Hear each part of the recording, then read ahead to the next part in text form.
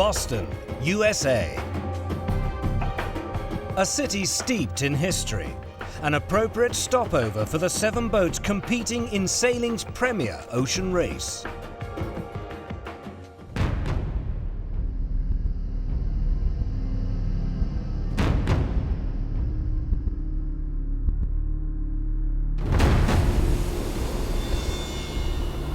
Three, 2, 1. Go, go, go, go, go, go, go, go. 1 minute, Torben!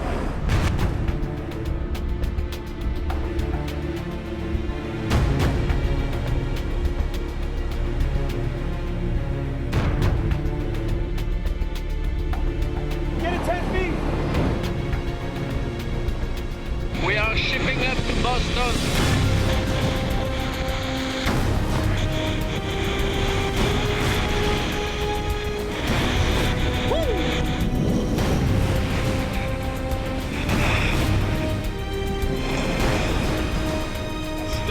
Is going to happen. I'm down. I'm going to med school after this race. Bob is responsible of all our problems.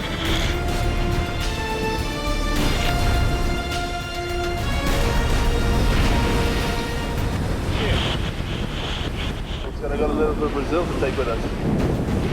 Yeah, it winds up the guys as well. Hello, Fluffy.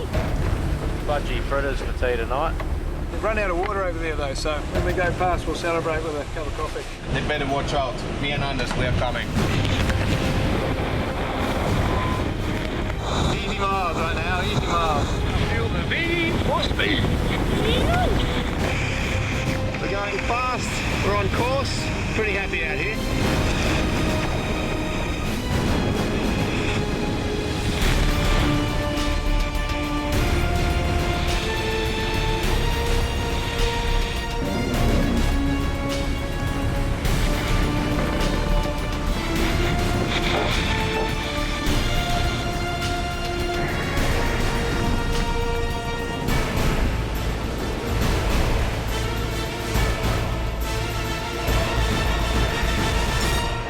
Absolute shock.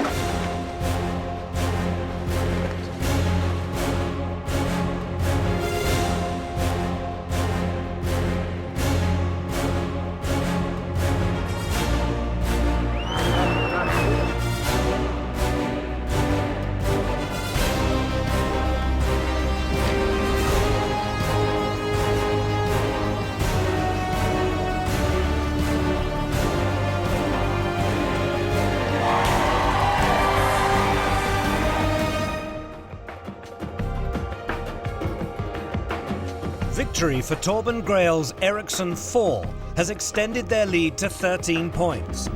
By finishing third, Telefónica Blue have moved up to second place overall. But only half a point separates Bauer Becking's men and Ken Reid on Puma's Il Mostro. On leaving Boston, the fleet will head out into the Atlantic and make the 2,500-mile dash to Galway on the west coast of Ireland. Leg 8 sees our boats head for Sweden, destination Marstrand. From there it's on to Stockholm, before the final leg of an epic race reaches its climax in St. Petersburg, Russia, at the end of June. Ericsson 4's victory dispelled any rumours that cracks were beginning to appear in their team. Torben Grail's men last celebrated a leg win in Cochin, India at the beginning of December. Leg 6 from Rio to Boston was an opportunity for Telefónica Blue and Puma's Il Mostro to close the gap at the top of the leaderboard. But by getting to Boston first, overall victory is now looking probable.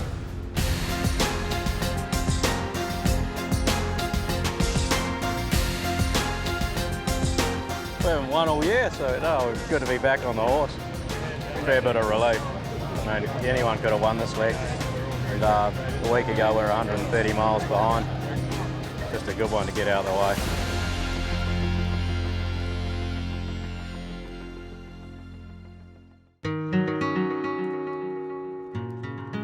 For Ericsson 4's pitman, David Endine, the break in Massachusetts offers a chance to be closer to the loves of his life.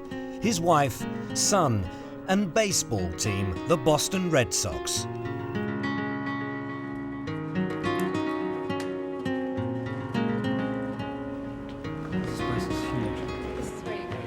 Obviously there's a lot of race left. There's a lot of points up for grabs in the import races and in the legs.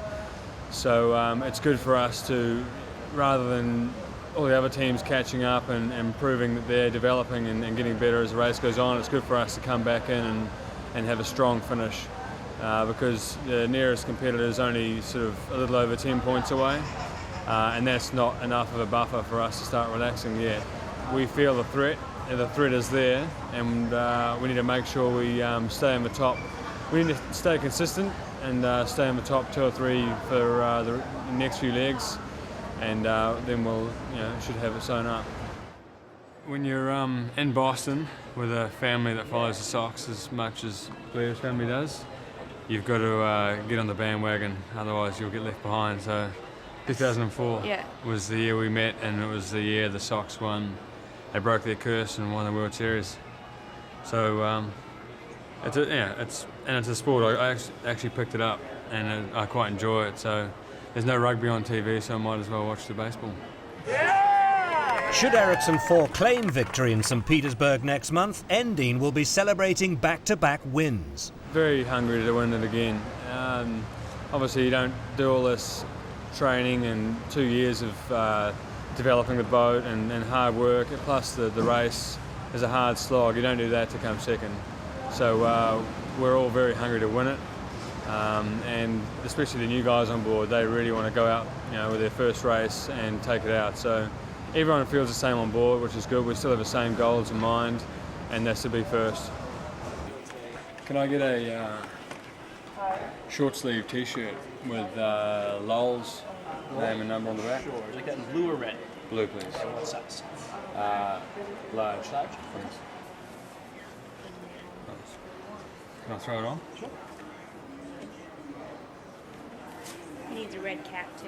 A red cap as well? Sure. Fitted or adjustable? Fitted, large. Perfect.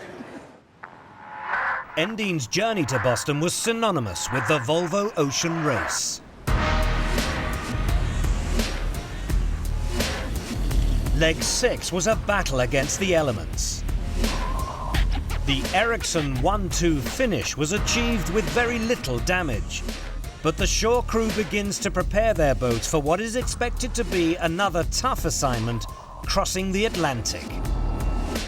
We've basically got a staff of 15 to 16 people on our technical shore team. We have contractors that come in, like Stefano here. He comes in and ultrasounds everything on a stopover, rudders, dagger boards, all the structures, so just to make sure we don't have any problems. We've got Roger Woodbury over here. He's the E3 boat captain. Basically, he's doing a repair on the aft ballast tank on this leg. It leaked and they had a bit of a spray of water coming out, so the guys fixed it out there, but he's basically cutting it out and doing a proper job there, and hopefully we'll won't have any problems again with it.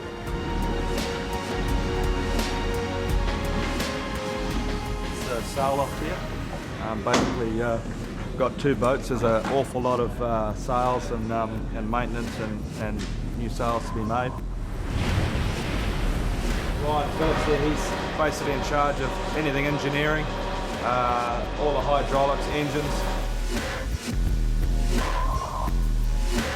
The hydraulics in the keel system is more or less, I guess you got everyone's lives in their hands. If that thing drops down, well, the guys can go over the side of the boat or whatever, so, to keep that thing out at 40 degrees, that's what you got to do. Huge responsibility. So, not one I like having on my shoulders, but it sort of happens that way.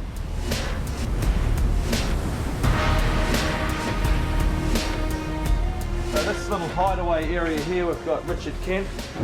He basically runs the whole electronic side of ERT. A lot of it is navigator based. I mean, at the end of the day, they're my boss. They've got to feel confident with what the equipment they're using, and also if it goes wrong, they've got to be able to fix it.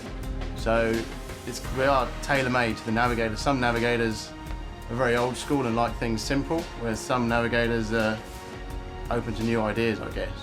As boats go, they're up there, yeah.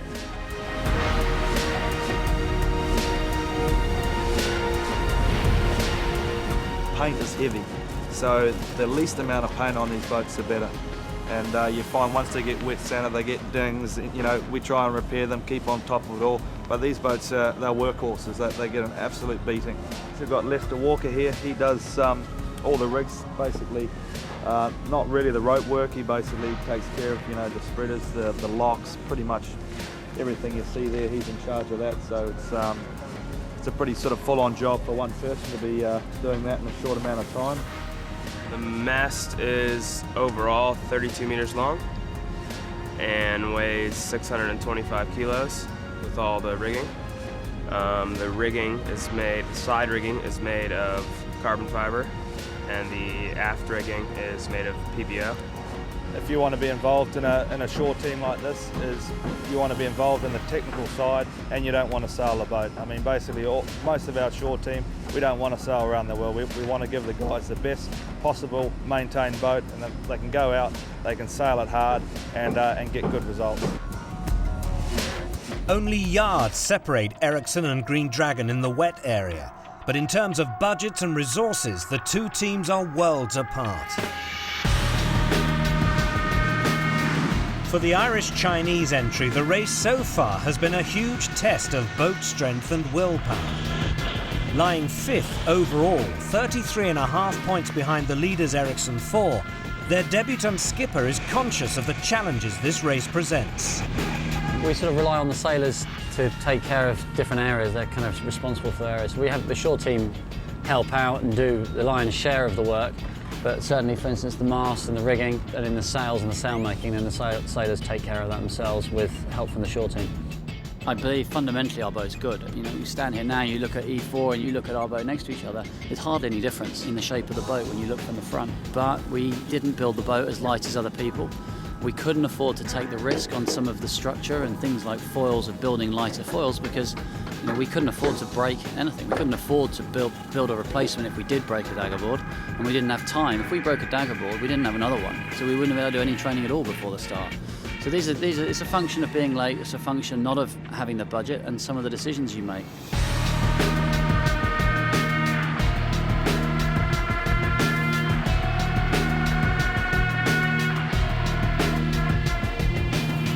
So many good things coming out of the campaign. You just have to read the messages of goodwill from people back home. We've got 10,000 school kids coming to Galway.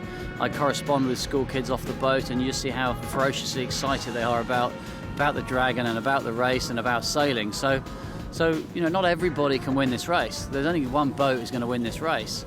You don't, in order for your program to be successful, in order to get a lot of sort of satisfaction from what you're doing and for the team to achieve its goals, you're not entirely dependent on winning the race. You can score a lot of mini victories along the way. And I guess that's what's nice about what the Green Dragon's trying to do. If we were only in it to win this race, then we'd never have started. Because when we started, Ericsson and Telefonica had already been sailing the boats for 4 years and already done more work than we were ever going to be able to do in the time that was left. So if you looked at it rationally at the start, when we started, you'd never ever start. But if there were no teams like Green Dragon starting and being in the race and getting first to scoring gates and upsetting the big guys and bringing new people into the sport, then it would be a pretty boring race. The temptation is to go, well, we're not as fast as these guys, let's just smash the corners and take risks. If you're not careful, you come unstuck, and then you'll come into Galway 2 days after everybody else, or 3 days after everybody else, and that does nobody any good. We don't want to be last into Galway.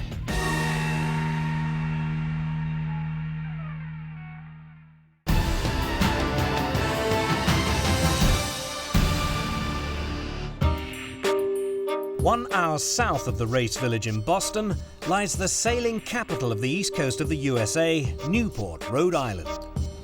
Home to the PUMA Ocean Racing Team and home to skipper Ken Reid. The boat just made up for that wave that you made me miss.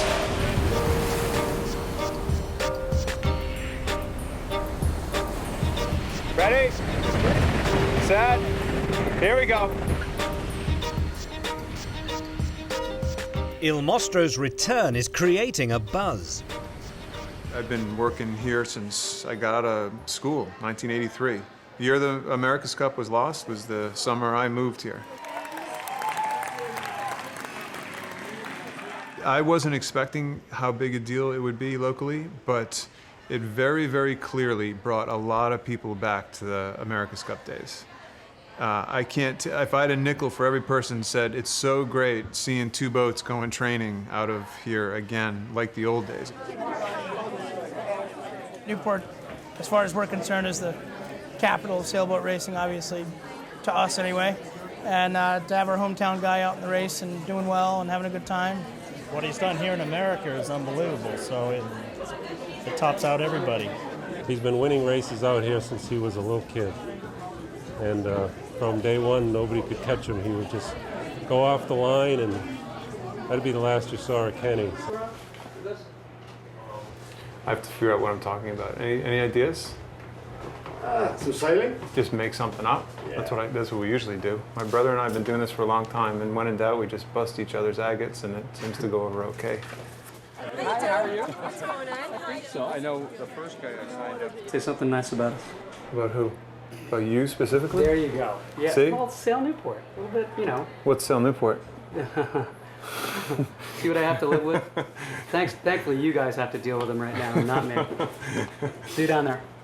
Yeah.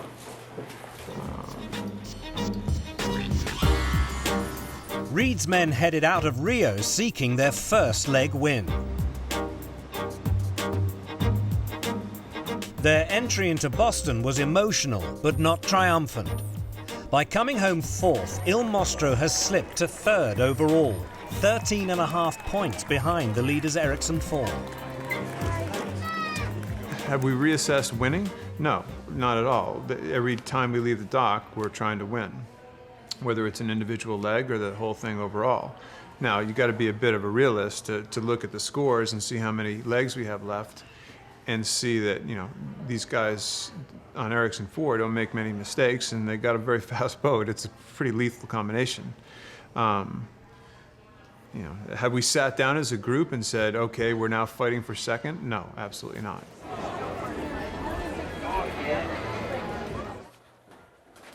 What if I go falling down? How are you, mate? What's going on?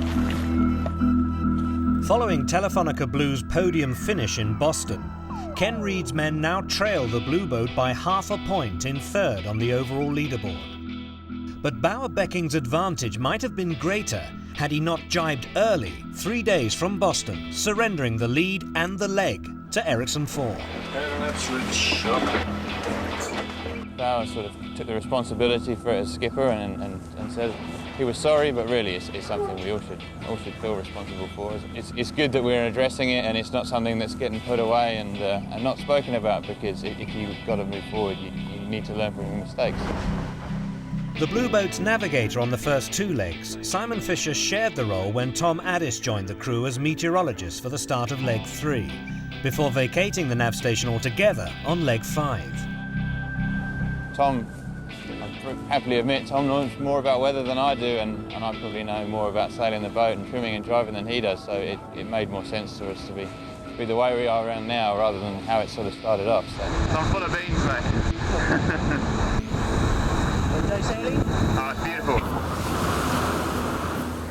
Being a navigator is quite a tough role. When I've sailed in that role and you make a mistake, personally you feel very responsible. So I'm sure Tom feels that as well. But at the same time, it's important for a team not to sort of all point the finger and say you did that wrong. So you know we have to support him in the decision. Sort of when we debrief, we talk about what was right and wrong and how we might be able to improve things and sort of move on from there. It's a bit of a mixed bag weather-wise for the rest of the race. I think next leg will be windy one direction or the other, upwind or downwind. We'll wait for the forecast to see, but certainly the final few legs could be very light, or it could be very, very mixed as well, which I think will suit us just fine. So it's definitely opportunities to beat you for. Depriving Telefónica Blue of second place by just 5 minutes on arrival in Boston was Ericsson 3. The Nordics' performance was not without cost. Tell me, how are you feeling now? It was 8 days since it happened, and it's so much better. But the first 4 days, it I was... say to you. Yeah, I heard you say that. I say 5 days, you were in hell of pain. Yeah, and I was. And then it became better and better. When you lay down. Oh, that's the worst. And I couldn't sit up either. Confined to his bunk for 4 days with a suspected cracked rib, Olsson is still awaiting a definitive diagnosis. I'm going to med school after this race. No. Yeah, exactly. When I say to you, try to breathe deep, huh? It's good, huh? Yeah. There is hope. Very good. Yeah, there is hope. Yeah, we're gonna do the X-ray tomorrow morning. He has to see the X-ray to see if it's more than one and how it's broken and how it's healing. And then he has to advise me how I'm gonna do for the import race and the next leg. But I don't care what he's saying. I'm gonna do the import race and I'm gonna do the next leg. So don't worry, but don't tell him that. Another casualty on leg 6 was Telefonica Black bowman Mike Paminter, who tore ligaments when his ankle became entangled with a rope just a few minutes after the gun. Like Olsson, his participation in the Boston import race and leg 7 hangs in the balance. Doctor's going to take me off for an MRI scan and then we get a bit more of an idea of the extent of the damage. Hopefully it's not too bad. We'll still to work on a recovery time from there. Billy. Good to see you. How are you? Nice to see you. Good luck. Kenny? How's it going? Good. How are you? How you doing? Back in Newport, the local hero prepares to take center stage. The father of Tori Reed, Victoria Reed, the husband of Kathy Reed, my dear brother, Kenny Reed.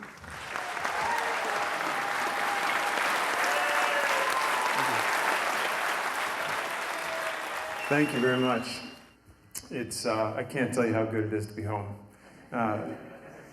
Newport, Rhode Island, you don't realize how beautiful a place we live in until you go around the world. Go around the world in probably the dumbest way you could ever go around the world, and that's to sail a boat. Well, my wife said to me the other day, hey, are you thinking about doing another Volvo race? I said, well, why do you ask? She said, well, I'm doing it again, so I really hope you come along and join me. So it really helps that the pressure's off on the family side. They love it. They've loved every second of this thing. So will I be back? I can't say. I have no idea. As a father, as a husband, as a friend, I think I am a better person today than I was 2.5 years ago, based on what I've learned from the Volvo race. And that is no exaggeration whatsoever. While Reed reflects on life after the race, Ericsson 3's skipper Magnus Olsson is more concerned with his immediate future. Yeah. So I want to know what is the verdict? Will I survive or can I do more racing? Is my career over or what is going on? No, your career it just started. It just started, It just started, okay? It starts with so the Magnus, 60. I have a bad and good news. The bad thing is that you have a fracture and the 9 ribs left hemithorax. Yeah. But the good thing is that it's on the floating rib. So it's not going to be any trouble for the lungs. So it's below the lungs? Exactly. So it will be on the lung side. Then I have to say to you to stop because it could be a risk that you can punch the lungs. But then, now that is not a risk. It's not a risk. So the news is good. Just do sail as a normal and we deal with the pain. Absolutely. Fantastic. That's it. I'm very happy. There's also news for Telefonica Black's injured bowman Mike Paminter. Wow, not too bad, Michael. Very small, so good news. 3 weeks, be running around. Yeah. Kicking a soccer ball again. Yeah. Okay. Perfect. Running on the beach. Mike, yes. We must talk about, we can start working your upper body. We have 3 weeks. Yeah.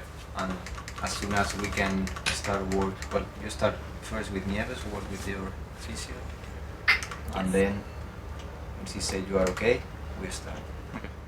I'm very happy in this moment. I know that it's not easy because he has a couple of injuries, but not so serious. Boston is preparing to host what should be an enthralling import race. Will Torben Grail take another step towards overall victory? Can Ken Reed win in front of his family and friends? Or will Bauer Becking on Telefonica Blue close the gap at the top of the leaderboard and remind those on Ericsson 4 the race is far from over.